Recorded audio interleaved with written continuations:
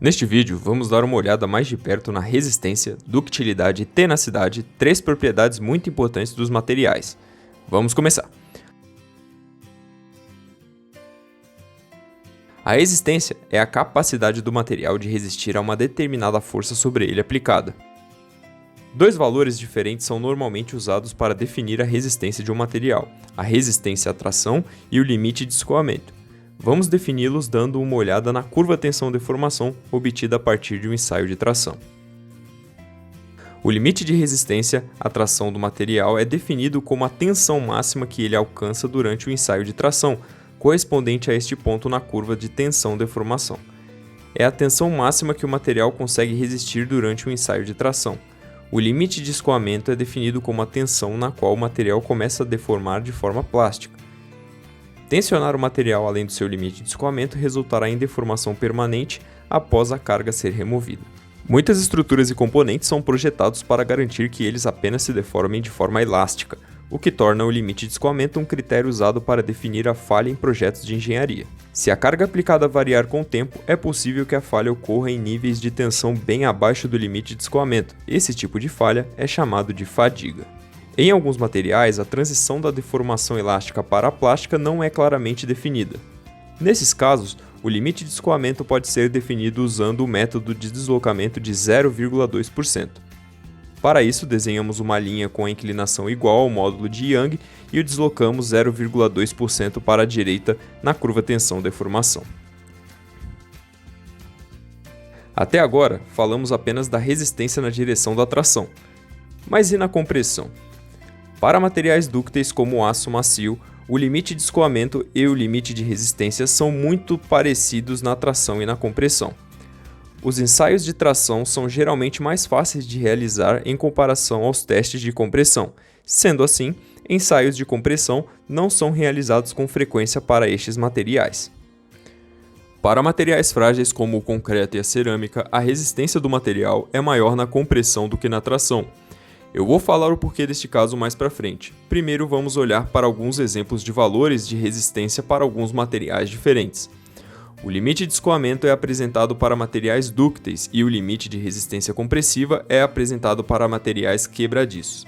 O grafeno é o material mais forte que já foi testado. É um material bidimensional feito de uma única camada de átomos de carbono dispostos em uma rede hexagonal e ligados por fortes ligações covalentes. Um grafeno sem defeitos tem um limite de resistência à tração acima de 130 GPa. Eu falei sobre a ductilidade do material algumas vezes neste vídeo, então agora é o bom momento para defini-la adequadamente. A ductilidade é a propriedade que representa o grau de deformação que o material suporta até o momento de sua fratura. Vamos retornar à nossa curva de tensão-deformação. Um material que sofre uma grande deformação antes da fratura é chamado de material dúctil. Estes materiais fraturam a uma alta deformação. O ouro é um exemplo de um material dúctil. Materiais que fraturam em deformações muito baixas, com pouca ou nenhuma deformação plástica, são considerados frágeis. Vidro e cerâmica, como porcelana, são exemplos de materiais frágeis. Porque eles não se deformam plasticamente, o conceito de limite de escoamento é irrelevante para estes materiais. Não há ponto de transição definido entre o comportamento dúctil e frágil. Normalmente, um material que tem uma deformação na fratura de menos de 5% é considerado frágil. Agora que abordamos o que são os materiais dúcteis e frágeis, vamos voltar à questão de por que os materiais frágeis são muito mais fortes na compressão do que na tração. Existem dois fatores em jogo.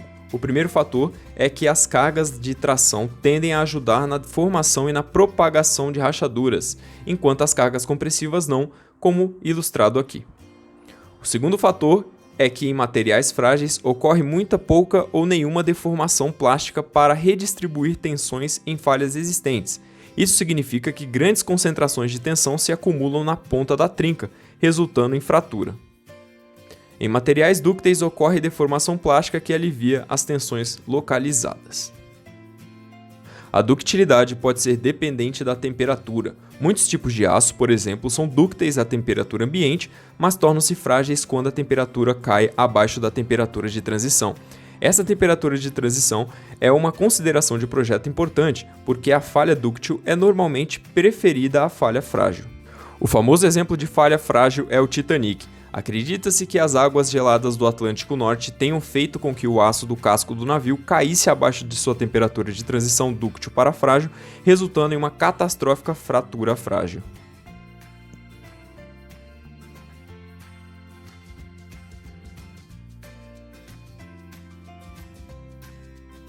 A tenacidade é a capacidade de um material absorver energia até a fratura. E pode ser calculado como a área abaixo da curva tensão-deformação. Se a área abaixo da curva tensão-deformação for grande, o material terá alta tenacidade e será capaz de absorver uma grande quantidade de energia antes de fraturar.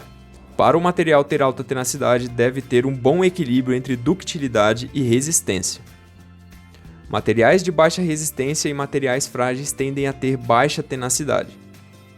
Uma propriedade relacionada é a resiliência, que é a habilidade de um material absorver energia quando deforma de maneira elástica, correspondente à área abaixo da curva de tensão-deformação, mas apenas dentro da região elástica. Materiais com alta resiliência são adequados para aplicações onde a deformação plástica deve ser evitada. Resumindo, o limite de escoamento de um material define a tensão na qual ele começa a deformar plasticamente. O limite de resistência à tração define a máxima tensão que é atingida durante o ensaio de tração. Ductilidade é a medida da capacidade de um material se deformar de forma plástica. A tenacidade é a capacidade de um material absorver energia até a fratura. A resiliência é a capacidade de um material absorver energia enquanto se deforma de maneira elástica. Por hoje é isso, pessoal. Espero que vocês tenham gostado. Não se esquece de se inscrever no canal, deixar seu comentário, acompanhar a gente lá no nosso Instagram Equacionei e até a próxima.